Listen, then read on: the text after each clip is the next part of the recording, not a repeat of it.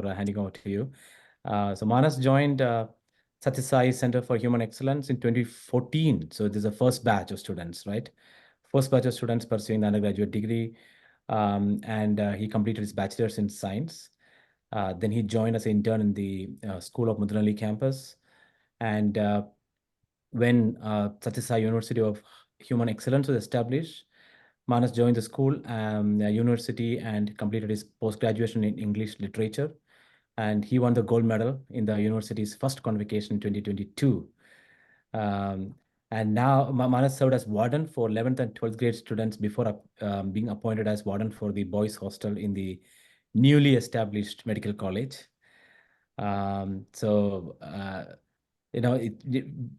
from Swami's Institute long back, normally when Swami appoints a warden, typically, we expect a much more elderly person, and you're like surprised, shocked to see such a young, very happy to see such a young person. And so clearly it's a, very, very wise head on young shoulders. So with that intro, Manas, take over. I think we're all very eager to hear from you. Brother, thank you for the intro. And I offer my humble pranams at Swami's lotus feet and all the elders who are here and my loving brothers and sisters. Sairam to you all. Very happy to interact with you all. I would like to start with one of the famous lines of Robert Frost, that two roads diverged in woods, and I took the ones less traveled by, and that has made all the difference. And the two roads which I had is, once I completed my 12th grade, it's my mother's wish that I should join in this institution, in Swami's institution, and I should pursue my career. And she always wanted me to serve Swami and be in his fold. That's what my mother always expected from me. And I felt that's the best decision which she has taken for me on behalf of me. And the prayer which she had, it's not only during the days of my 11th and 12th grade, as we are from 3 generations, we are devotees of Sathya Sai Baba, from my grandmother, mother, and to me.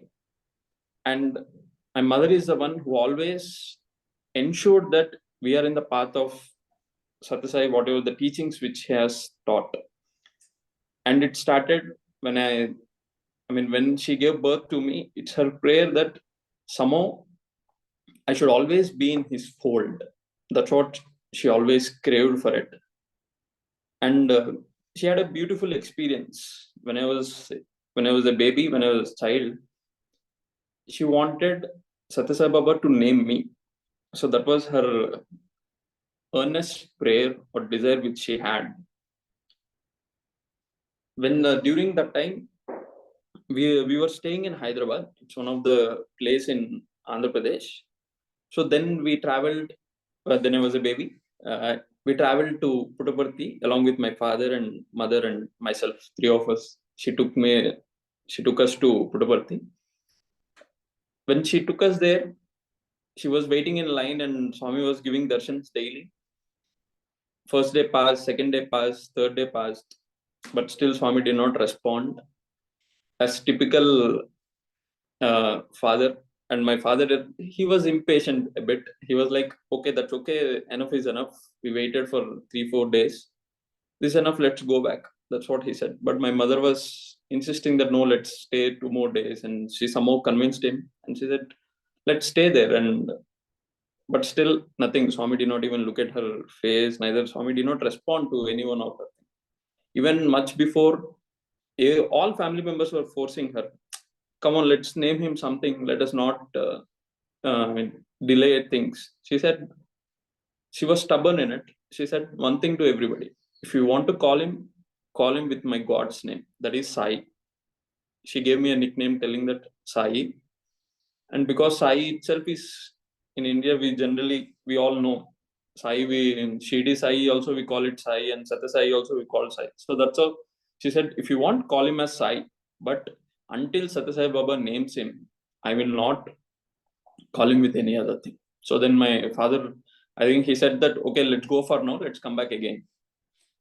So she is yet to reach Hyderabad. In midway, we halted somewhere in one of our relatives' home. All through, she was sobbing literally that don't I get this opportunity for you to name my son? So she was just sobbing all through. In that process, and she slept in their the relatives' home. There she felt it as, in midnight, she saw Sathya Sai Baba in her dream. She was sitting in the darshan line.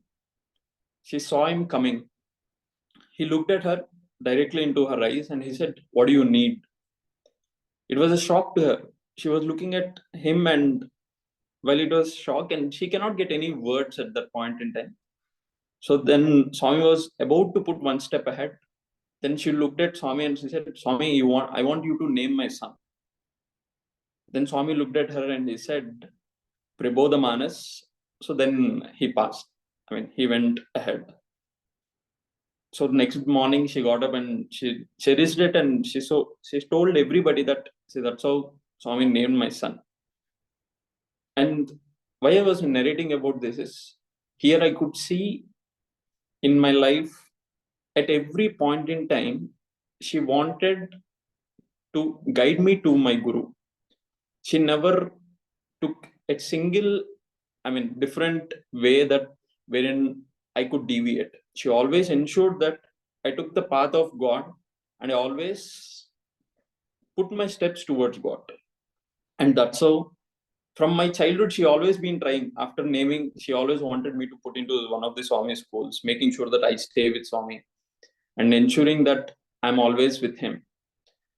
So, but somehow as I am growing, and I did not like it, because I don't want to leave her. I'm a single child to her, and I'm so attached to her. So that's the reason I never wanted to leave both my mother and father. I always want to stay with them.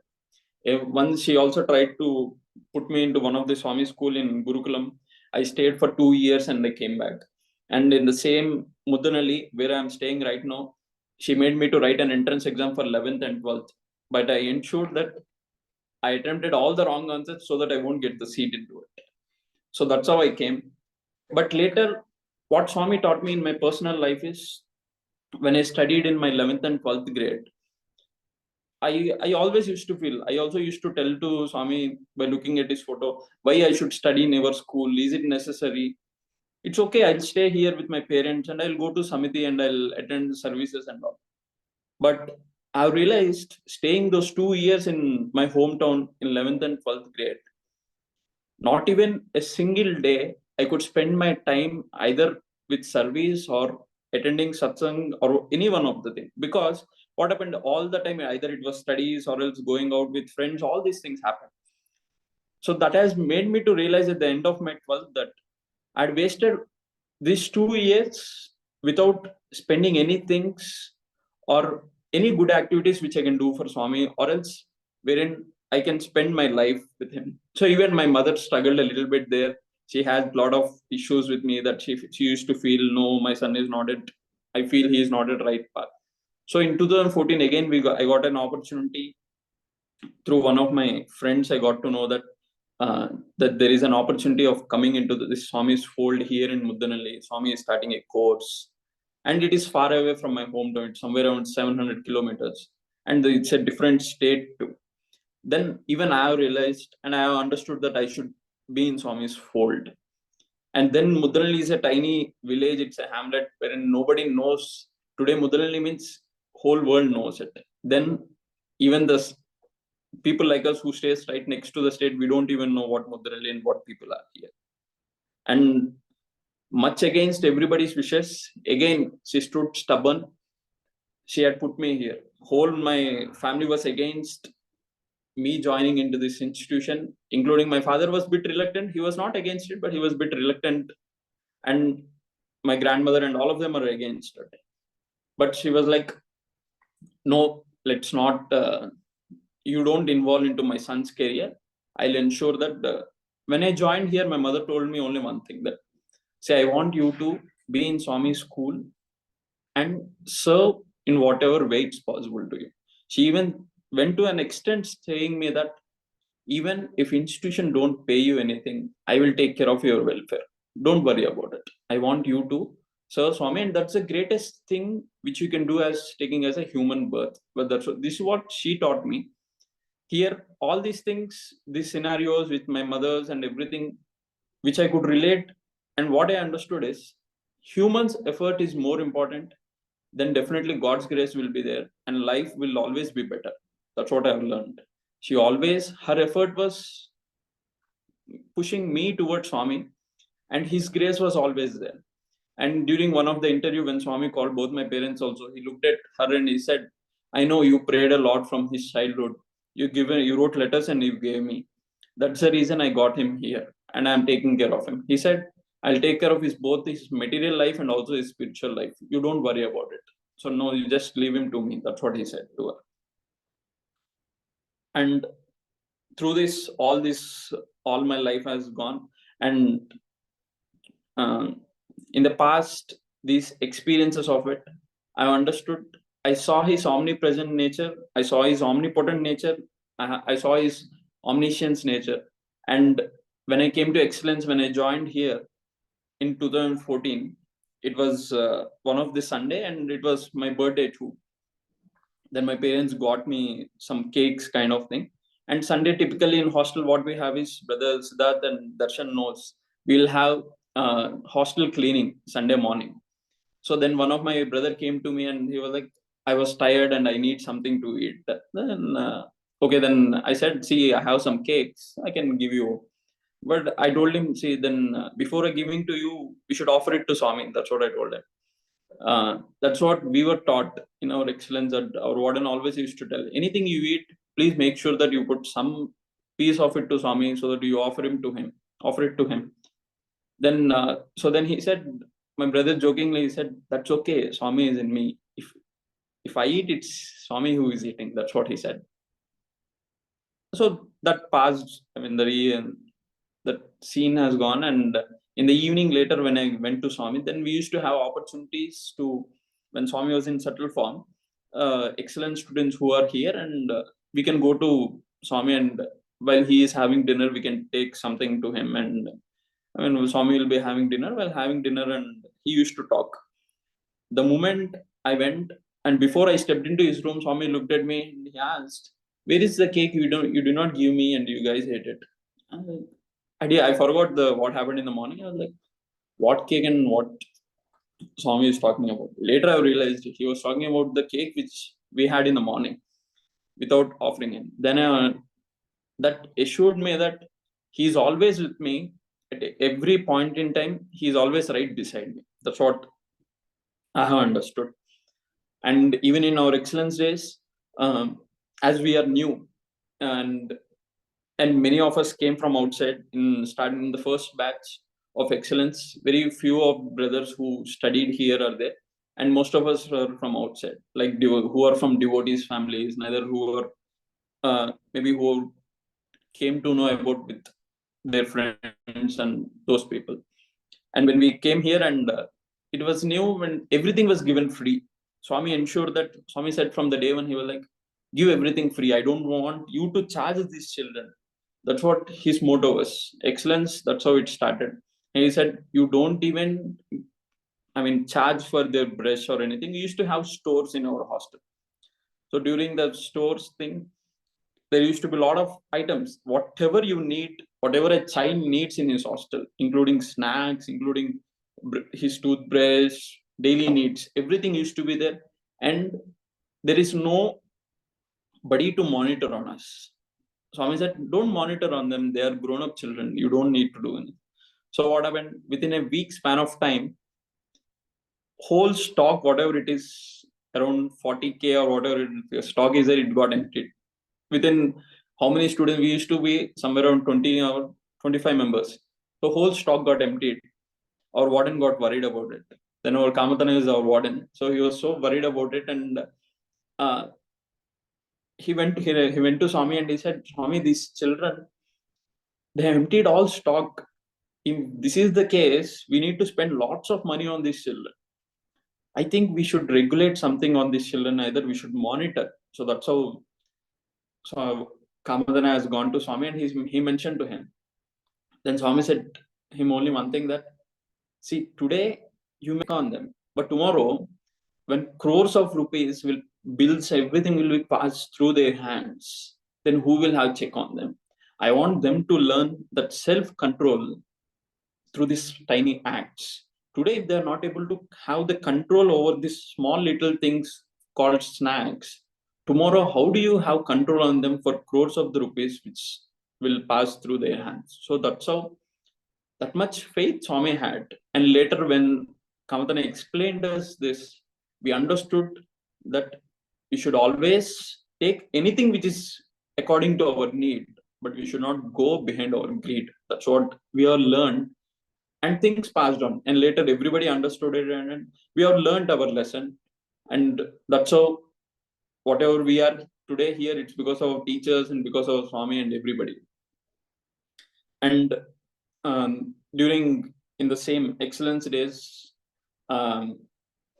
wherein during morning breakfast serving used to happen in Anandam for Swami. So Kamadana again, he asked me to take breakfast to Swami. Then Swami, this was during when Swami was in subtle form, when Sathya Sai Baba is in subtle form in Muddenahalli, in Anandam. So then I used to take breakfast. I used to walk from the building which is near stadium. We call it as Prem Kutir. From Prem Kutir, I used to walk till kitchen, again back to Anandam. So that's how that was my morning routine daily.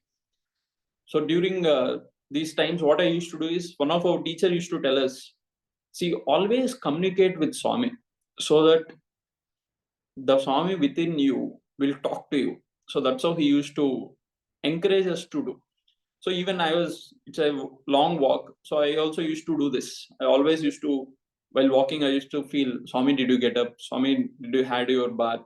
That's how I used to question myself. So I never heard any answer, but that was a practice which I used to have always.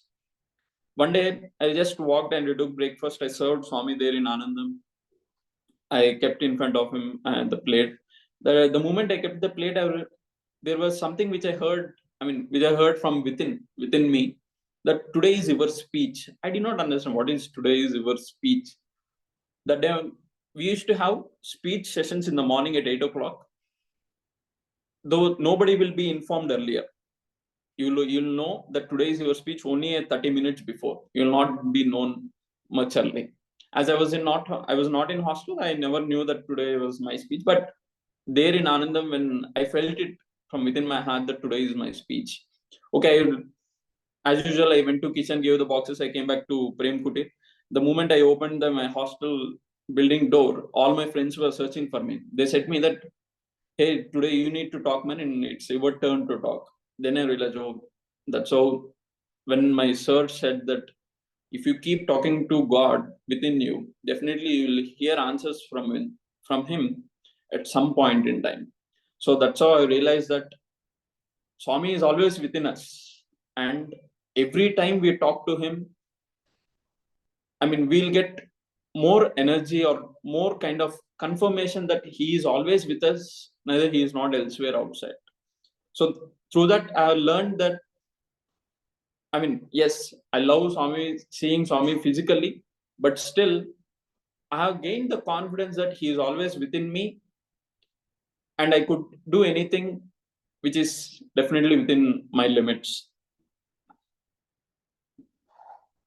And all these Kodai sessions are the most important things for any student who studied here, and they know the value of it. And being an excellent student, we had opportunity for all the years whenever Swami went to Kodai, and we had visited Kodai along with Swami. But one particular session which always, it etched in my heart, and still I get tears in my eyes when I think about it. During one of the sessions, Kunal Ganjawala sir was singing a song which means, the meaning ends with that, telling that Swami, you left us and went. Your physical body, you left us and went, and we children, we are left out. Then during that session, everybody are in tears who are present in that hall. All of them were in tears, and including Swami. All of them were, even I was literally sobbing, because the moment I saw tears in Swami's eyes, and I could not take it. I was also in tears, and everybody who are in that, maybe whoever is attending satsang now, maybe if you are there in that point in time, you know the thing in the what happened in that satsang in Kodai. Therein, all of us are in tears. Then Swami said one thing. See, I did not leave you and go. It is you who left me. I had walked street to street, door to door, room, wherever your houses are there, everywhere I walked and I brought all of you back to me. That's what Swami said. And if we reflect back, starting days, Swami used to spend a lot of time with all of us. He has given a lot of personal attention. So that's what, when we reflected that in the first batch, we were 12 of us now.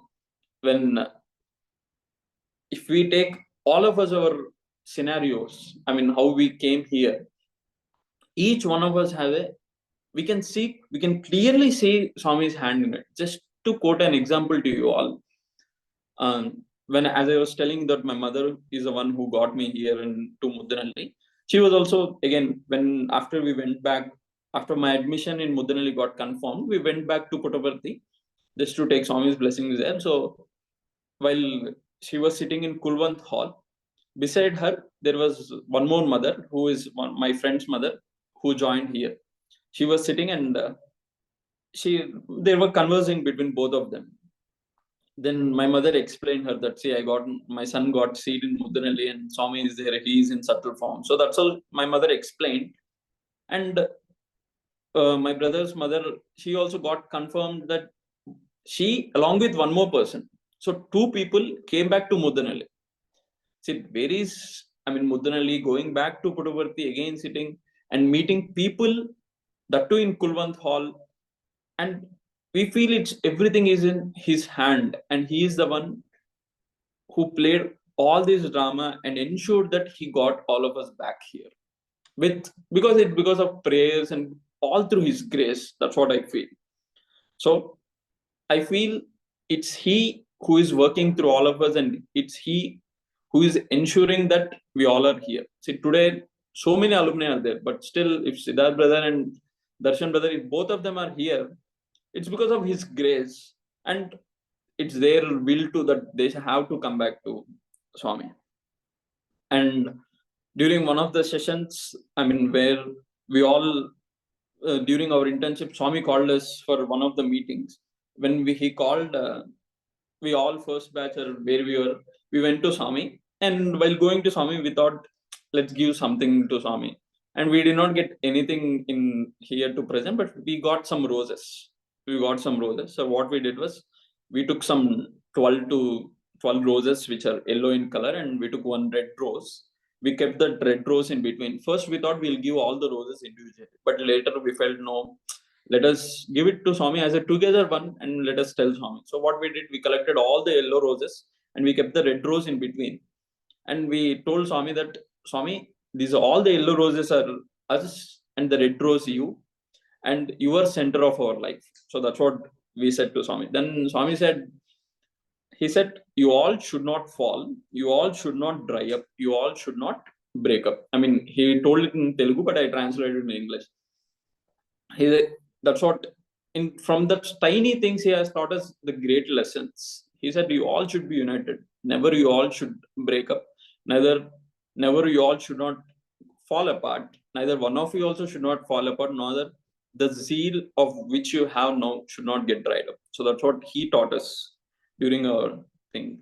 And internship is the one which I had learned many lessons, wherein Swami ensured that we are placed with the elders, and elders also had a lot of compassion on us, and they taught us everything. So from starting from I worked in CBSE, and I've seen Venkateshwar sir, and I've seen the colleagues who are there then.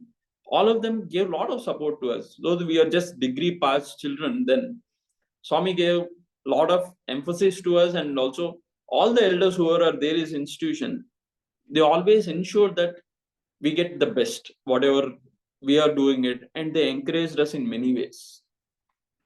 And during these internships also, Swami has taken us to trips. I mean, he has taken us to abroad trips, and so that we understand how many devotees he has and how many of them are supporting his mission. So in one such trip in Dubai, there is one small girl. What she did was she made a greeting card to us. We were somewhere around 15 of us or so. She made a greeting card, handmade greeting card to us. To each and every one of us, she made. So we could understand that as and when we are with Swami, we get a lot of importance. So the warden also used to uh, remind us that as long as rat is beside Ganesha, it gets all the things which it needs to get. Once it runs away and you find it in kitchen, it gets all the hits, which whatever punishment which it needs. So what we understood is keep God as center of our life. Everything, whole world will rotate around us. If we walk away thinking that world, if we start rotating around the world, we'll be left with nothing. And throughout this stay, I had been into multiple departments, whatever it is, starting from, I was mentioning about you that Swami is serving in the morning. And later, when Premamrutam got constructed, I was also into part of this light engineering, whatever the light on stage lights thing, which I used to take care. And I also used to do photography. And I also part of into videography team. I was also into audio. So everything, I would say, I mean, my roles have been changed. I mean, wherever it is necessary, I used to pitch in there, or else wherever people ask me, I used to go there. Everywhere, I only remembered one thing.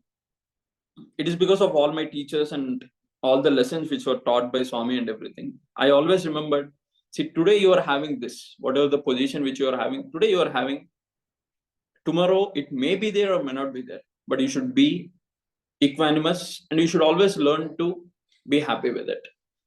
When I was taking care of the stage lights thing, whatever the light engineering, whatever we was doing, when I first put my hand on that console, I only told to myself that, see, today you are here, it's because of His grace. Tomorrow, if you had to sit last in the Premamrutam also, make sure your happiness will not be lost. Thinking that and really a day came wherein I was with CBSE students and I had to sit last in the Premamrutam. Then I checked myself, am I happy? Then I found, yes, I'm happy. It's nothing is bothering me that I had to leave that department, whatever it is necessary. And I always seen every time I try to hold something, I'll not get it. Every time I leave things, God has given me much better things.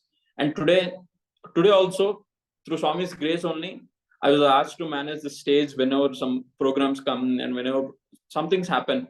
It's because of His grace. That's what I feel. And we all know children here get to learn many things. And what I have seen is in my childhood, I could not learn what are the things which these children are learning. And their life, they are having the joy of learning which Swami wants. They're always having it. And many things they could learn in this course of time whenever they're studying here. They had a separate kind of schedule, and their schedule is divided into everything. They have morning games, they have games in the evening too. They get time to practice band, they get time to practice music, vocals, whatever it is needed. And they used to have fine arts. These brothers who studied here, they know much better than anybody else. That's what the education is. And in education mission, what I feel is here what happens, we learn from elders who are here, and children who are there, children look at us and they learn from us. It's always it's a learning process at every point in time. And what I feel is those of us who stay in the hostel, we are more responsible on our heads, because children, the moment they get up, they look at us. For example, if I don't go for Suprabhatam, that's a black mark on. Or I set a wrong example to children, that children looking at me, they feel that, see, he did not get up and we had to get up in the morning, and all such things used to happen.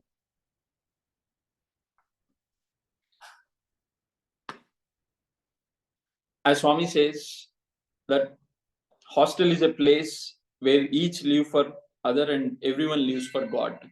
So this this practice has been always there in every hostels, so that we always emphasize children that they should have that brotherlyhood within each other, and they should always grow in much better way, so that together we all can be there for God.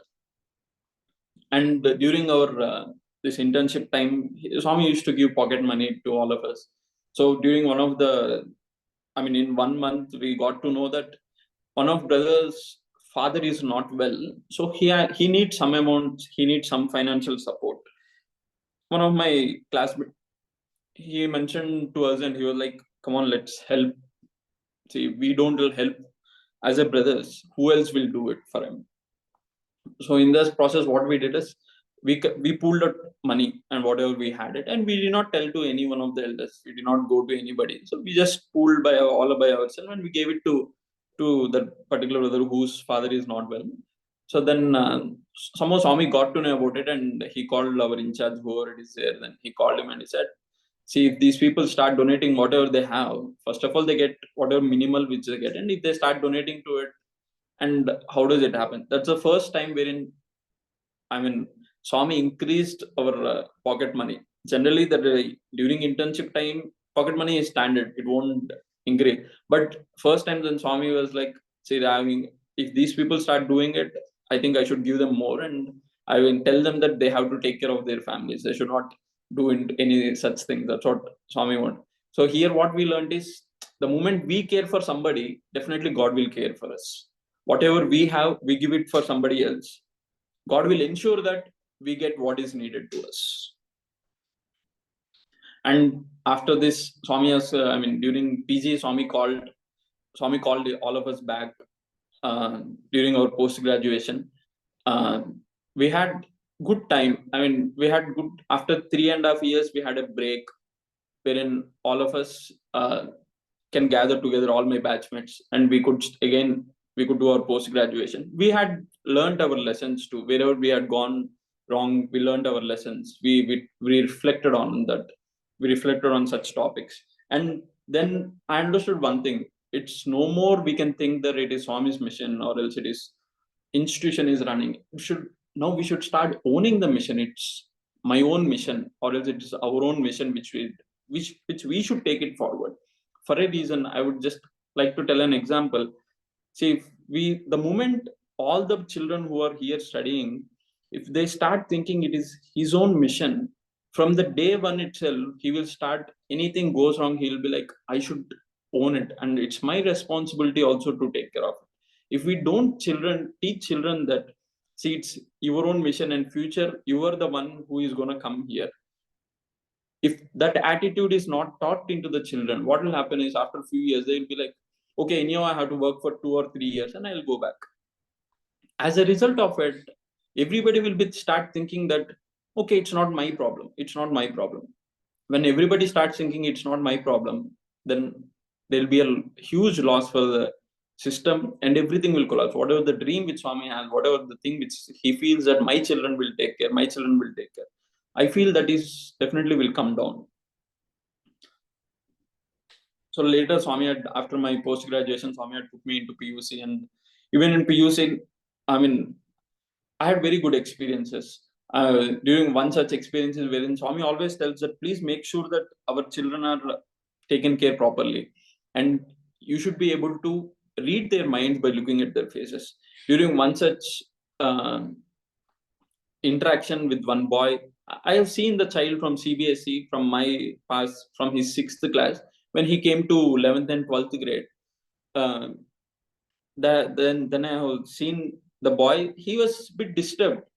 I did not find him the joy which he used to have when he used to be in 6th class. And I looked at his face, and I understood there is something wrong in him.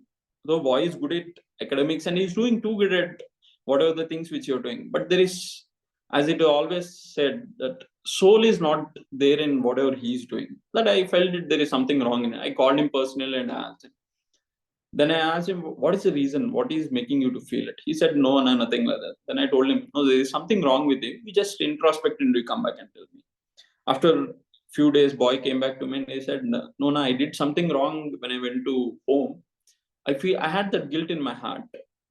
and I'm not able to overcome it. That is killing me as and when I'm staying here with Swami, and I'm not able to go along with this system also. That's what he said. Then I corrected him. I told him the guidance, whatever it needs to be given. I told him, see, you'll not be judged at any point in time. Let's understand that. So, and he felt very happy for it. He felt that, okay, I have one brother who is there. Then even I realized that that's what Swami wants. He always wants us to stand with each other. If I am there, I should stand for my younger brothers. If I should stand for my own brothers who are of my age. So wherein each one of us stand for each other, together we can walk for him. And also one more experience is recently Swami is telling us to see we should become more active and we should try to raise funds from CSR and everything. During one such thing, it is our own devotee brother, Vinish brother, he has come to PUC and he has given a talk to all the PUC children.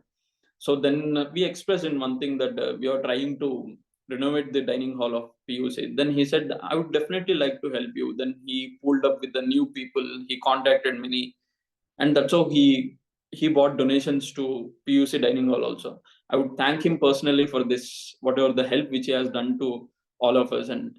Uh, and one thing which I could tell everyone who are taking part in any way to help this mission run is, all of us who are here, we make sure that we know the value of every penny which is coming to here, and we understand it, and we always remind ourselves that not even a single penny should get wasted, because everything is somewhere hard earned. And Swami has taught us that lessons. He has taught us in many ways, and he has gave direct guidance also to all of us. And now to finally coming to the cherry of the cake, which is MBBS. I know many of them are eagerly waiting to know how these children are, because everybody who are here, they came from outside. They are not our own children. They all of them are new to the system. To everybody, I would like to tell one thing is, let us understand from the children's point of view who came here. All of them are new to the system, and they don't know what exactly this system is, and they have never imagined that they would come to such an institution wherein they need to pray 2 times in a day, where they need to have a disciplined life, and they must have had a different imagination altogether when it comes to their medical studies, whatever it is. But today what they have is completely different lifestyle. So it's a 360-degree turn in their life. But still, I can tell you all the children who are studying, boys especially, whom I see day in and day out here, they're very good at heart. That's what I've seen. And I always felt one thing, when such a good thing is happening, that world's first free medical college, how can we think that this universe will not conspire to get all the good children into this institution? That's what happened. All the good children who are there, and they are too good at their hearts, and they understand when we tell them, and they won't show their arrogance, they won't show their any kind of rude behavior. See, if they need by, these children can do anything, but still these children always they're good, and they're understanding Swami's philosophy. Yes, they take time. See, all of us took time to become like this. Today, if I'm able to speak for this long, it has taken me some years time to become whatever I am. So in the same way, these children are getting shaped, and Swami is helping them to become better day in and day out. And just to quote one experience with them, I've seen during one of the movie shows. I mean, we show movie shows to all the children. We show movies to them, and at the end of weekend. So most of these MBBS boys, they consist of both children from north and also children from south. Once these children from north, they wanted to see Hindi movie, and the children who came from southern part of India, they wanted to see either Telugu or Kannada film. So then what we thought is, okay, let's have two movies, and let us not have this trouble of getting them into this rift, that Hindi and southern languages. So this is what we went and we expressed to children, and I told them, say, okay, see, if you are so much worried about it, then okay, I'll play two movies per week, so that whoever wants to see Hindi and whoever wants to see Kannada. Then all of them together told only one thing, that even it was a shock to me. what they told me was, "No, if you do that, you are splitting us. So we don't want to split away. And as we are in hostel, we want to sit together and watch a movie together. Let it be Hindi or whatever it is, we don't mind. But we don't want to break into ourselves and we don't want to do it." So that's where I felt very happy. In this generation wherein people are so addicted to mobiles, everyone likes to have their own space. Here these children, they tell that no, we are in this hostel. And those two, who are those children? The children who came from outside, who are not into our system, don't even know what Swami is, who don't even know what our culture is. Such children, they come up with the telling that no, we want to watch movie together only, that with all our brothers. Their intention was all our brothers should be together. So that's where we felt so happy for it. And even recently they did march shows during our sports meet, and they did march shows during our Independence Day. They did not do it with compulsion, they did it with all their heart. They had the pride in their heart that we are the first MBBS batch children who is marching for the sake of our own country. They had that pride and they did it with a lot of the pride. At the end of all this, I would like to tell one thing to you all. What I understood and what Swami taught me was, in this institution, positions may change, things may change, but at the end, I felt that I should always remember I'm servant of Lord, and I should always stay for Him. That's what I understood. Now, anybody, if you have some questions, you can please ask. Sairam, Manas, I think Yeah. I'll give some time for people to come with questions. There are some questions. In fact, you'll be surprised. One of the first question, exactly what you answered. It was Okay. about how you are managing in the medical school with children coming from different background, and you spoke extensively and nicely about that. And also, it was great. I mean, I think there are a lot of like quotes I can pick up from what you said. So it was wonderful. I think uh, while we wait for people to come with questions, I don't know whether Manas, you can see there are around 50 people from different parts of US dialed in the attendees. Many of them are Yeah. attendees if you're seeing them. So I mean, some of them can put the questions in chat, or you can even raise your hand and ask questions. But before that, I completely forgot to introduce Krishna's sister when I started.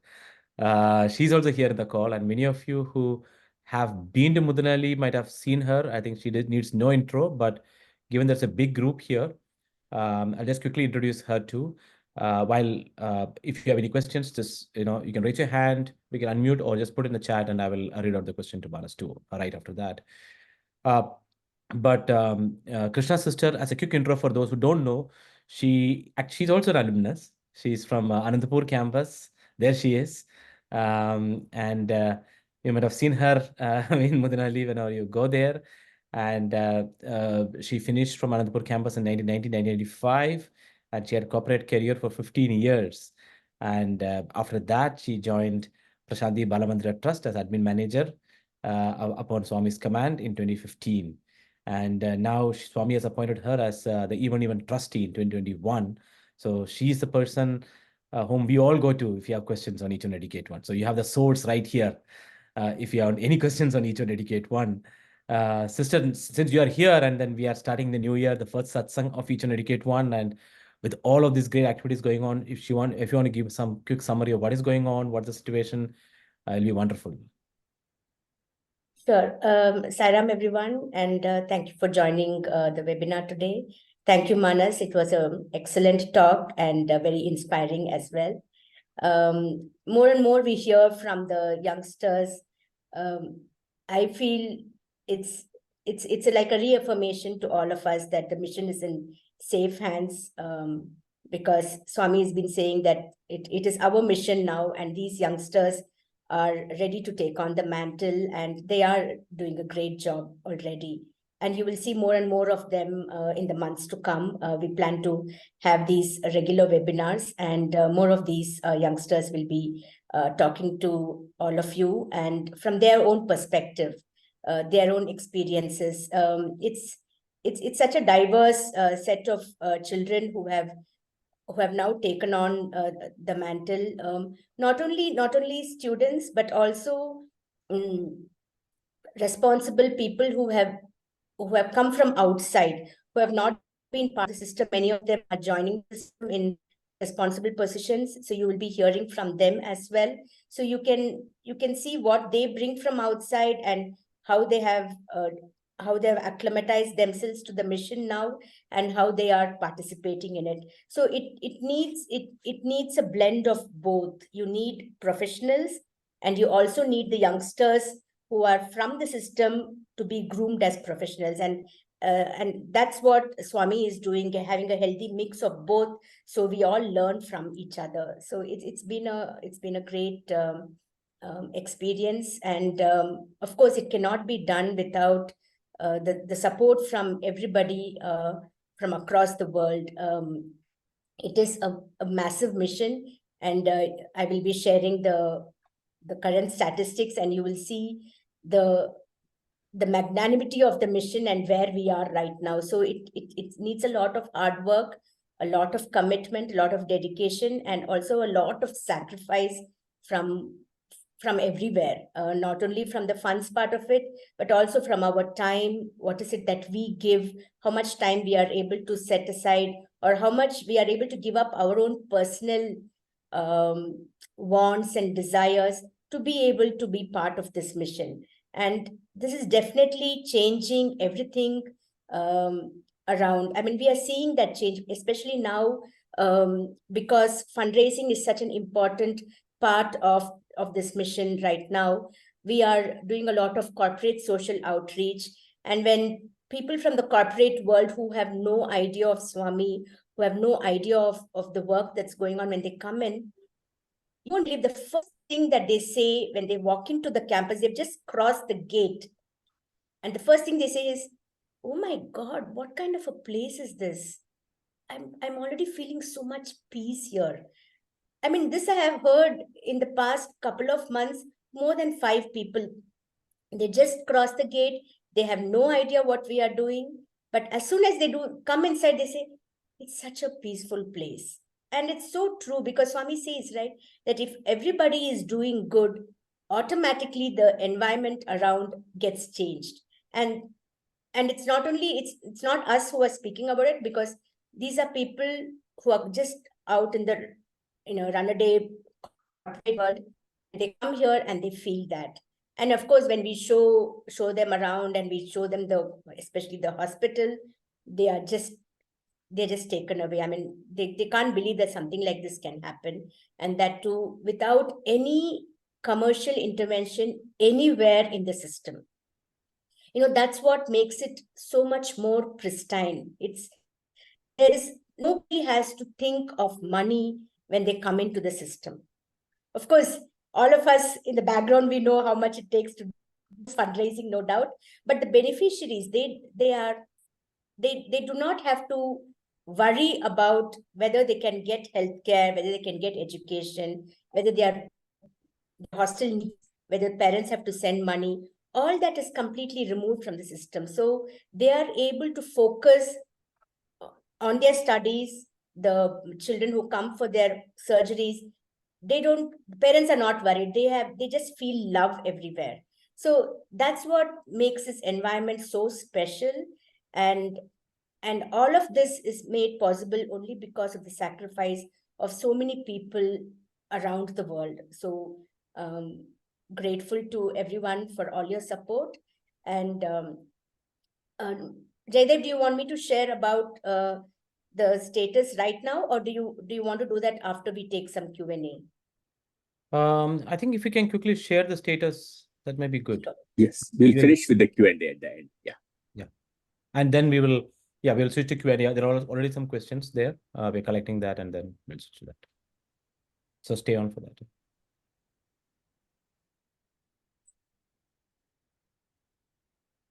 One sec, sorry. I will go from the file.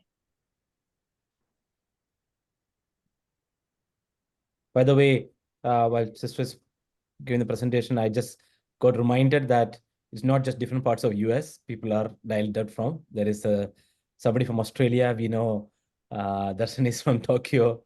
So, and then you both are from India. So it's across the world. Yes, sister. Yes. So this is a quick update on where we are right now. For this academic year, as you know, in India, the academic year is from April to March. And we have three scholarship programs.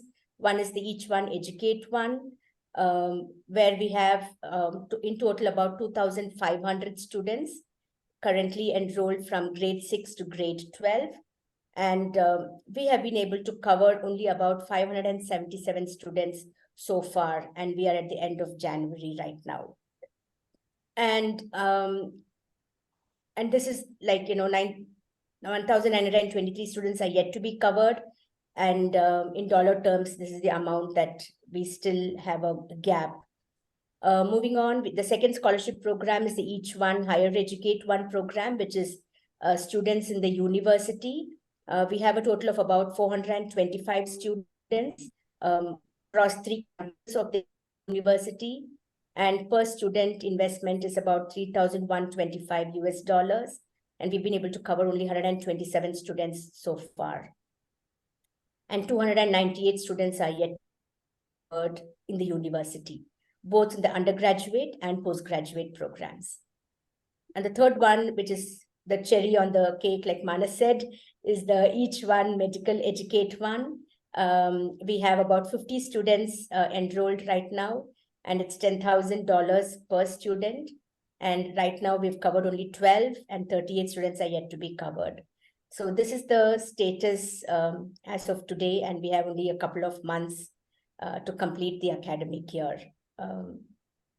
Yeah, it's growing at a massive scale, and Swami is really galloping, and we are yet to walk. That's what this slide tells us. But I think we just need to keep working hard. That's all is in our hands. We just need to think, live, and breathe this mission. Then it'll all fall into place eventually, but this is where we are right now. Thank you, sister. I think Are these annual costs, sister? Per Sorry? student? Are these annual costs that you have presented per student? Yes, the annual cost. I think that while we are, one question from Dr. Veena, did they want to read it out? Or Krishna, sister, can you see it? Sister What Krishna. happens when the funds fall short? Yeah. Yeah, what happens when the funds fall short? Obviously, we take loans, short-term loans as well as long-term loans. I think we are the only charitable trust in the world that takes such huge loans from the banks. Luckily, we have got good relationships with banks, and therefore, and they have come and seen the work that's happening, the growth of what's been happening, and they believe that it will all work out. But yes, we take a lot of loans from the banks as well as short-term loans. Yeah, I mean, on that front, I mean, this is one announcement we would like to make from the even US team. I think I can keep the slide on. Yeah, I mean, like many of us who are actually on the even team itself, along with all these new young folks, we are thinking about it. And I know it's just a drop in ocean, but normally what we do is, given academic year is in March.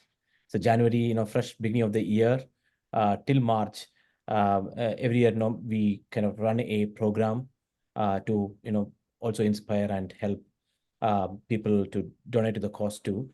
So this time, what we decided is till March and April, I think Swami will visit US too. So till March, like usual, we will have a even I think as the slide shows, we'll have a program by which the even team is planning to match every devotee who makes a donation to Each One Educate One. So we'll match 1:1. So in that way till March, we can help and inspire as many people to support the cause in the beginning, because I know that since academic year ends in March, and that's where normally you track the numbers. So typically in US, people, it goes until December. So the thinking is a little different. So because of that, we thought till March end. So we have 3 months. We thought we will actually push ourselves and try to match every devotee who actually makes a donation, so that it will be like doubled. Like if somebody is supporting the cause, we can double that and make the effect multiple times. And like we have done it a couple of years back, and I think we'll be able to do it this time too. So our goal is at least by March to have 108 children supported. And then that'll be a nice, very simple, very small Krishna Sisters numbers when you look at it, but it is a starting point. Nice offering for Swami when he comes in April too. Last time also we had done, he was, even though it was such a small number, he was very happy. He encouraged us to do many more things and all that, and continue satsang. In some sense, this is from his directive too. So we will try to offer, even last time he asked for all the people who donated, and we showed the list, and he blessed the people. We had a small satsang. So this time too, we will, hopefully he'll give opportunity to do that too. So there's like a minimum to start with. I think we want to do that. So the goal again is, if you're making some donations, if you do it by March, we will, there are a few devotees who are together. We are pledging that we will kind of match 1:1, whatever people are making donations, so that we can get maximum impact for the March to at least support in some way. Anything else to add, SLN, on that? Any questions, of course, go to Yes. E1 in US, especially E1 and you can see the options, and you can see all these numbers too, I think. Yeah. If you have any questions, you can respond to that email. You get the MD at Satsang, you can send an email, or you go to E1 Foundation website. There is a contact us. You can send us a message. But you have covered everything there. Thank you. Yeah. So for March, we will do sometimes, having a deadline helps, I think, for many of us. So we will do a push to get as many people to support for March, and even from our side, and we'll see what we can do. Hopefully we will actually exceed the expectations. Then with that, I think we will move to Q&A, and let me start looking at different questions. I'm looking at it. I think we'll start with a very simple question, which I see from Mehran, and then switch to other questions. So Mehran asks, congratulations, dear Manas. How does a day look like at your work? So how does it look like? Yeah. But to all of us, our day, those of us who stay in the hostels, what happens, our day starts at 4:45 in the morning. We need to get up and we need to wake up the children. If it is in, I always tell one thing, if it is in high school children, if it's from 6th to 10th, you'll always have physical work a lot. That means you need to go back with the children, wake them up and everything. Once the children are growing, you'll have mental work, because you need to think a lot before you talk to them, because a word will definitely hurt them and it will not make them to come back also. So what will happen is we get up in the morning somewhere in the 4:45 in the morning. We have prayers at 5 o'clock, and later we have jogging and everything. After jogging and everything, children will go for bath, and they have their own morning whatever they need to do. And the 8 o'clock they have schools.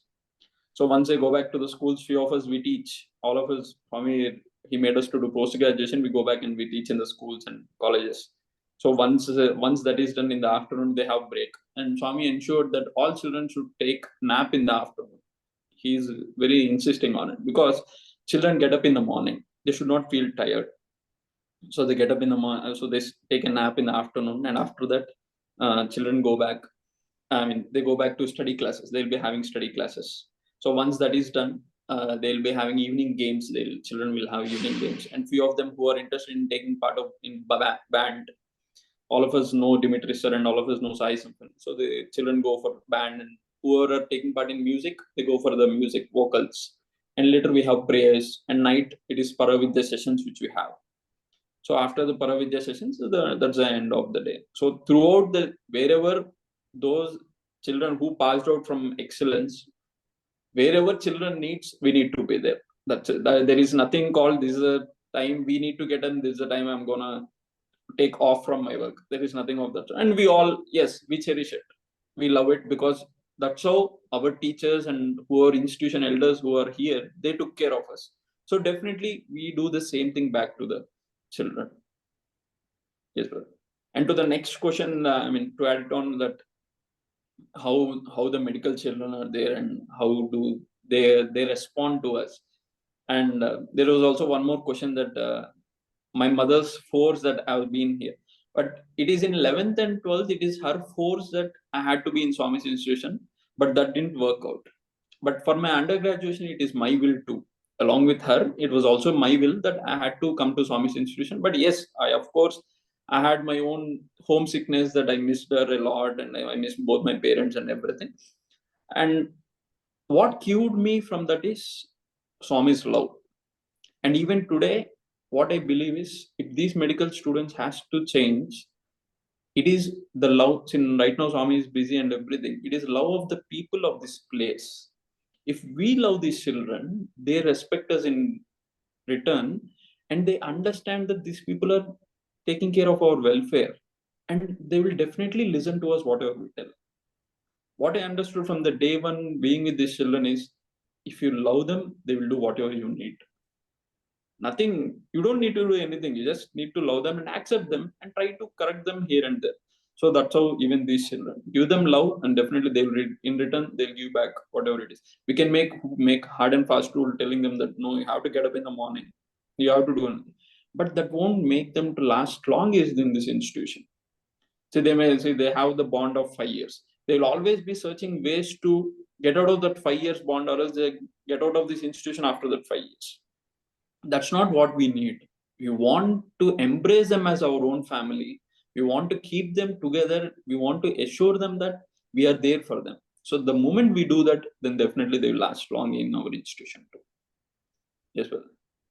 Brother, I have a small comment. Is it okay? Yes, Please. Sairam, Manas, brother, thank you so much for sharing. I'm Rashmi from USA in Minnesota. Actually, I think that's the reason why Swami put young people like you in this hostel of young boys, because they don't feel that they're under somebody, but they're a friend with this person who is the warden, and they can share everything. So thank you for sharing these stories, because it's so amazing how Swami plans things, because only that's the age when they will only open up to people who are similar to them. They feel like they can share anything with you, and everything's done out of a source and not by force, as what Swami says. Being a medical person, I had a question. I remember studying many hours late at night, and I know Swami has fixed rules, so I didn't know if students were allowed to study late at night, or did they have to go to sleep in a specific time, or are you hearing complaints about that or not? No, they do complain about time and things like that, but they are also understanding it. Studying late at night is not good for their health too. What they are doing, they study. We allow them to study till 10 o'clock or max till 10:15 later, but they go on to bed and they're getting up in the morning. They had made that habit. They have changed. They're getting up in the morning somewhere at 3:30, 3 o'clock, and they start studying they go back to normal So routine. getting up before 4 is allowed. I mean, getting up sooner is allowed. Okay. Yes, getting up sooner is allowed, but not sleeping late. And one more question was that, did I get a thought that to leave this job and go elsewhere and work, or else did any one of my brothers felt it? So to that, what my answer is, mind is always fickle. And it has many options. Swami always tells that mind is monkey. It has many options. Swami, from our days, what he told is follow your heart. So anytime, even if my brother or anybody gets such thought, I wouldn't tell one thing. Find out where your roots are. What is your roots? You stayed here, you came to this place, and any number of times Swami told, you just don't come to this place and join into this institution just like that. Unless and until somewhere deep down in your heart, you have a feeling that I should serve this society, or else I should stay with God. Some such things only will get into this. So mind is always fickle, but it's our job to tune it and make it sit into right place. Even these medical students also, as I was telling you, universe conspired to get all the good students. Universe will do the best whatever it has to do it. So even these children, when I was interacting with them, what I found is many of them, they had the wish that they should serve society once they finish their studies of MBBS, whatever it is. Other than that, they also had the wish that they should serve, be with God. Somehow they prayed in their lives that I should stay with God in my life, or else I should be praying for Him. Some such wishes had got all these children here. So that's what I feel. Its mind is always fickle. Mind always runs to many things. But it's our heart's job, and it's our job to make sure that mind is on right place. Yes. I think I have answered any other things. Yes, and I also realized why somebody told me that you have a wise head in young shoulders, and why you're the warden. It's very, very inspiring, brother. I think there was one question from Iris for Krishna sister, probably, and the question was, Yeah. Yes, she's here. yes. Did you read the question? Yeah, the Read it? question was about the nursing and paramedic students. Yes, there are about 68 of them, both boys and girls right now. And Manas also takes care of the boys from the nursing and paramedical courses. They're all, they stay along with the MBBS or the doctors, students who are studying to be doctors. So they all stay in the same hostel. So Swami has this very unique way of looking at things, right? So in no other institution, or usually in hospitals, you have a distinction between doctors and nurses. They're not treated on par, obviously.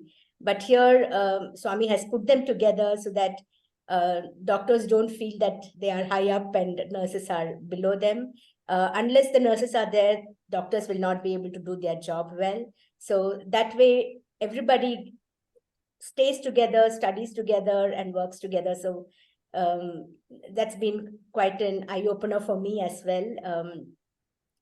To answer Iris ma'am's question, yes, there are about 68 students in the nursing and paramedical courses.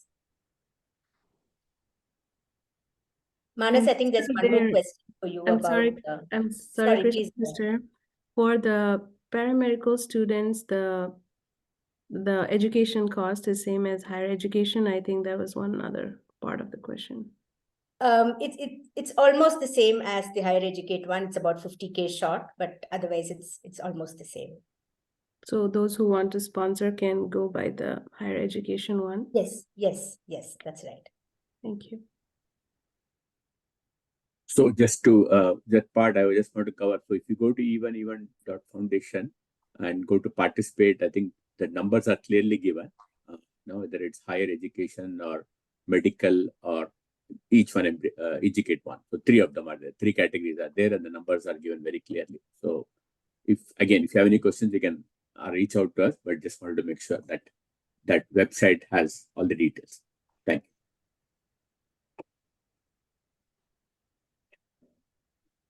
Yeah, I think before, I know it's late for some of you, before closing, there was one question from Dr. Narendra.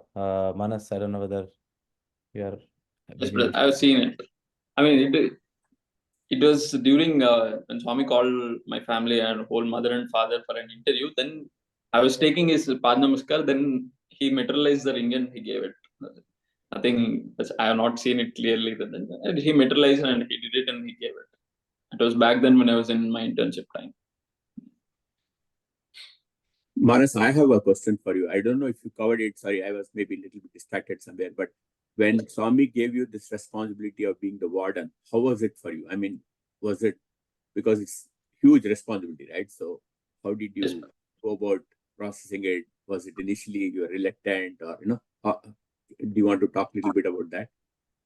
Yes, brother. One thing which I have decided in my life is anything which he tells, tell yes, but not to tell no. He won't tell to me if he won't believe. If Swami himself is believing me, there shouldn't be any doubt from my side that I cannot do it. So it was when I was in PUC, I mean in the 11th and 12th grade for taking care of them. Then Swami has sent me message saying that I want you to go to, along with me, Manjarekar brother is also there. He said, I want you to go with him and both of you need to stay. A culture needs to be set. I was okay with it. I was not so worried also. And because throughout my journey being here, I've seen myself evolving with my dealing with my anger issues, which I used to have earlier. And slowly, when I was in during my internship, I used to stay with the children of 6th to 10th grade. I have learned in the years past, I have learned how to deal those children, how to be patient with them. That I have learned. When it comes to PUC, handling 11th and 12th grade children is completely different than what it is. Then, you don't need to raise your voice always. It's just that you need to be a bit firm whenever you need to talk. That's some completely different ballgame. And medical is completely different. You almost need to be like their friend, and you should also sometimes become like their guru. And few times you need to understand. So I was not worried about it, but I have confidence in Swami that if he has confidence, then definitely I can do it. So that's what I felt. Yes, well.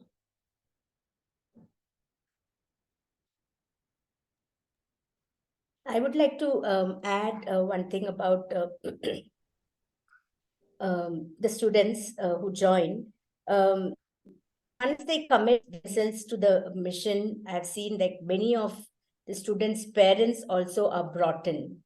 They also, in some way, begin to contribute to the mission. So, Manas, with your permission, if I may speak about your parents. It's the first time I'm hearing from Manas about his mother, but I have seen how devoted she is and how dedicated she is. So both Manas' parents stay on the campus, and they also are contributing in a big way to the mission. So mother serves food in the Sai Prasad canteen. She also goes to the kitchen and helps or guides the cooks, because we need to be able to give the right kind of food to the children. And mothers are the best people to do that. So they also go, and some of the mothers, they also go to the kitchen and talk to the cooks and guide them and stuff like that. Apart from that, his father is such a big player in Muddenahalli campus. He takes care of the aspect that most of us may not even think about, but he takes care of the labor, because there's so much cleaning that has to be done. The maintenance of the campus is such a crucial aspect, and he takes care of all these things, as well as any engineering kind of work in the campus. We just have to pick up the phone and call Manas' father, and we know that we don't have to go and follow up. It is done. Small things like, when Swami goes by chopper, for instance, this morning he's going to go by the helicopter to another place. So if the helicopter has to land in our campus, obviously our helipad needs to be ready, and we do not have a helipad dedicated for that purpose. So we keep reusing. So I just need to pick up the phone and say, sir, we need to get the helipad ready, and it's done. So, and that involves a lot of commitment, and it involves talking to laborers. It's not normal people. Working with the laborers is a completely different ball game, and he takes care of every aspect of that. So it's been such a I gain inspiration from Manas' father almost every day, the way he commits himself to the work and the way he delivers. So so what I want to really tell is that when students or when the children commit themselves, Swami brings the parents as well. There are several parents who have also joined the mission because their sons or daughters are also part of the mission. So the entire family comes in, and everybody is contributing.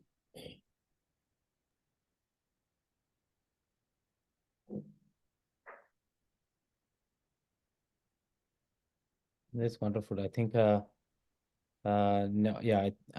I think it's late for people in the East Coast, so we'll slowly close. One reminder is that I we'll continue to have this. This is, as Swami himself has directed us to continue have meet and talk about this, and so it's great, wonderful that people like Manas and the Krishna sister joined. So we will have it every month, the last Saturday of the month. So the next satsang we'll have February last Saturday. We'll announce early on who will be the speaker and all that. Apart from that, I think just a reminder again that till March we'll run this program for matching any donation anybody makes and doubling it. essentially, and hopefully when Swami comes, we'll at least submit the 108 even that we have. So do let us know if any of you are donating and all that, so we can do the match. And we'll wait for the next session. This was wonderful session. Thanks everybody for joining. I think there are over 50 people joined from across US and also across the globe. And the energy, sister, like what you said, is infectious. Even people like Amrit, people like Siddharth coming here. He was whenever we meet, he says, brother, what can we do now? What can we do here? So wherever you are, not just in Muddenahalli, wherever the students are, they are pushing all of us to do more. So it's wonderful to have them join too. And thanks again, Manas. Great session. Thanks for joining. I know you're very busy, and Krishna sister, as usual, thanks a lot for joining and taking us through all the numbers and all that. So I think with that, we can close today's session. Thanks everybody again for joining. We'll And close. Manas brother, please give our immense love to obviously all the students, but medical students, and we remember them. We don't know them, but we love them. So please share our love with them. Sairam. Sure. Thank you. I think with that, we can close with Om and Tri Shanti. We'll meet again next time.